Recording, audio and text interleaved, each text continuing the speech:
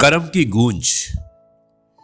जी हाँ दोस्तों, ये है आपका अपना प्रिय डॉक्टर आदि कश्यप मुंबई से मानुस आपके लिए लेकर आया आपका मनपसंद प्रोग्राम पॉजिटिव कर्मा। आज का एपिसोड नंबर है 2092 और कहानी का शीर्षक मैं पहले ही बता चुका हूं, कर्म की गूंज। दोस्तों, मुंबई की लोकल ट्रेन और सुबह के 8:42 भीड़ से भरे डब्बे में खड़ा था रमेश पाटिल। उम्र करीब 38 साल की रही होगी। एक साधारण सा चेहरा, आंखों में थकान और जेब में महीने का आखिरी हफ्ता। रमेश कोई बड़ा आदमी नहीं था, ना कोई बिजनेस, ना कोई ऊंचा पद। वो अंधेरी ईस्ट में एक छोटी प्रिंटिंग प्रेस में सुपरवाइजर था। उस दिन उसकी जिंदगी पहले से ज्यादा भरी थी और ज्यादा भारी लग रही थी। मां की दवाइयां बाकी थी, बेटी की स्कूल फीस रुकी थी और पिछले महीने बॉस ने सैलरी भी लेट कर दी थी। रमेश मन ही मन बुदबुदाया, ईमानदारी से जीने का फायदा ही क्या है। ट्रेन चर्च गेट की ओर बढ़ रही थी और अचानक एक बुजुर्ग व्यक्ति लड़खड़ाकर गिर पड़े। भीड़ ने देखा और फिर अनदेखा कर दिया। लेट हो रहा है भाई, कोई और देख लेगा, डेली का ड्रामा है ये तो। रमेश भी पहले तो चुप रहा।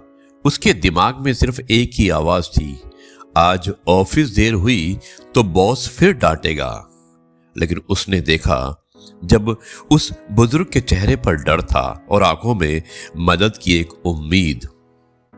रमेश आगे बढ़ा, भीड़ से रास्ता बनाया, उन्हें उठाया, पानी पिलाया और अगले स्टेशन पर उतारकर मेडिकल रूम तक छोड़ आया।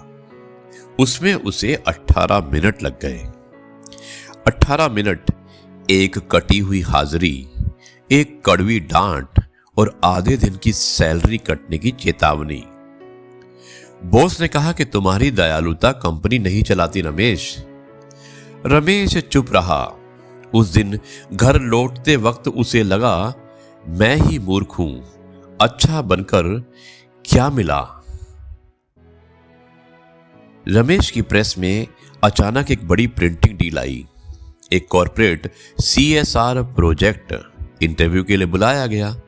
सामने बैठे व्यक्ति को देखते ही रमेश ठिठक गया। वही बुजुर्ग अब सधे हुए सूट में था और आंखों में वही शांति। वो बोले, आप मुझे पहचानते हैं? रमेश ने सर हिलाया। जैसे ही बुजुर्ग ने कहा कि आप मुझे पहचानते हैं और रमेश ने सर हिलाया, वो बुजुर्ग उस कंपनी के ट्रस्टी और चेयरमैन थे। उसी दिन ट्रेन में गिरने के बाद उन्हें हार्ट अटैक का हल्का दौरा पड़ा था। उन्होंने कहा, उस दिन अगर आपने समय पर मदद ना की होती तो शायद मैं आज यहां नहीं होता। और फिर मुस्कुराकर बोले, मुझे आपकी योग्यता नहीं, आपका कर्म याद था। दोस्तों, रमेश की प्रेस को 3 साल का कॉन्ट्रैक्ट मिला। उसे ऑपरेशंस का हेड बना दिया गया और पहली बार उसने अपनी बेटी की फीस समय से पहले भरी। कहते हैं ना कि कर्म कोई रसीद नहीं देता, वो चुपचाप जमा होता है और जिस दिन लौटता है उस दिन हिसाब ब्याज सही तो होता है।